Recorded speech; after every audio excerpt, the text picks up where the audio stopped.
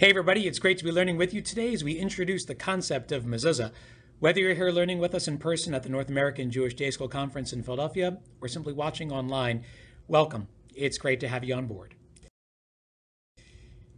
In today's lesson, we're going to take a look at both where to put your Mezuzah and how to actually place it on your doorposts. And where to place it may actually depend on the Torah's description of the mitzvah itself.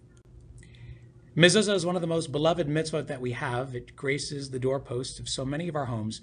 But the source for Mezuzah can actually be found in the Torah itself. The Torah reads, Uchtavtam al mezuzot beitecha. You should write it being the words of Shema, on the doorposts of your home, mezuzot beitecha, uvisharecha, and on the entranceways to your gates. Now, the big question in this pasuk, in this verse, has to do with the meaning of beitecha. What actually constitutes a bayit, a house? And here the question of what actually qualifies as a bayit is subject to some debate. Fortunately for us, we have the Rambam, Maimonides, 13th century scholar in Egypt, who gives us a little bit of information about what actually qualifies as a bayit, as a home. According to Rambam, a home must meet three criteria. The first is that it be a permanent living place. Second, it be a dignified living place, a place that a person would be dignified while spending time in. And finally, it has to be a place that meets certain structural criteria, certain physical conditions.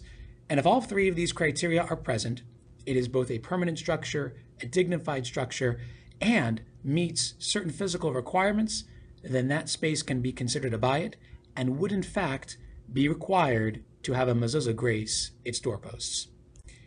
Speaking of doorposts, let's take a look at the physical structure of a door to better understand the pieces that are involved here and how that affects the performance of the mitzvah. Starting with the mezuzot themselves. Every door has two of these mezuzot. These are the posts, and this is actually why the scroll that we put on the posts is called a mezuzah, because it hangs on the mezuzah, on the doorpost itself. With those two mezuzot, you also have something running across the top, known as the lentil. That's called the mashkof, and the requirement is not to put the mezuzah on the mashkof, but rather on the mezuzah itself, on the right-hand side, within the top third of the door's space. Now, it doesn't have to be precisely at the 1/3 mark of the door's height. It could be anywhere within that top third. But ideally, a mezuzah should be placed on the right-hand side of a door within the top third of its space on the mezuzah itself. The question is, what is the right side of a door? Because every door is both an entrance and an exit. To determine which is the right side, both literally and figuratively, we have to look at the way the hinges of the door swing. You see, a door with hinges will swing in a certain direction, and we follow the direction that those hinges swing to determine which is the entranceway of that door. In the example that you see in front of you here, the door swings from the right to the left, making the opening facing you here on the screen on your right-hand side, which is exactly where that mezuzah should be placed, and is on the right-hand side on the mezuzah within the top third of a door's space.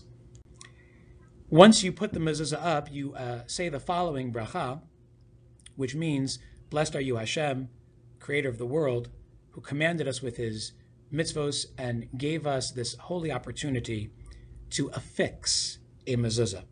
And part of the reason why we say the words likboa mezuzah, to affix a mezuzah, is because the meaning of that word likboa is not only to affix, but also permanence.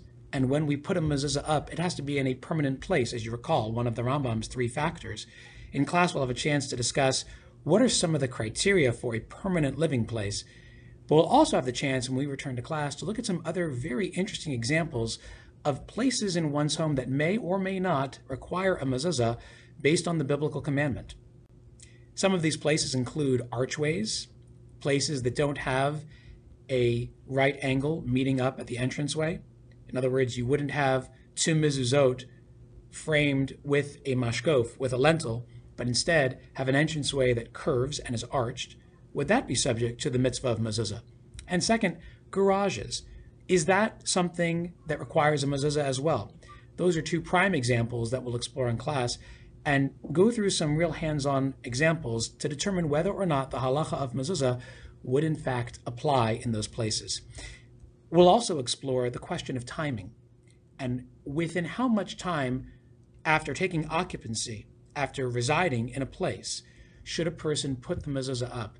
That's also a question that's subject to some debate. There's a best way and a not best way. We'll take a look at all of those factors and determine whether or not a mezuzah should be placed right away, and if not, if the mitzvah is still in effect even past that point, and how long when we return to class. So now you know a bit more about mezuzah, where to put it, and how to place it. At this point, if you're learning with us live at the North American Jewish Day School Conference, go ahead and embed this video in EduCanon so that you can continue the architectural design process of creating your very own flipped lesson. And if you're learning with us at home today, be sure to check out other videos on our YouTube channel. Be sure to navigate to the Flipped Classroom, where you can find all kinds of information about Jewish life and learning, and where the possibilities of learning are truly limitless.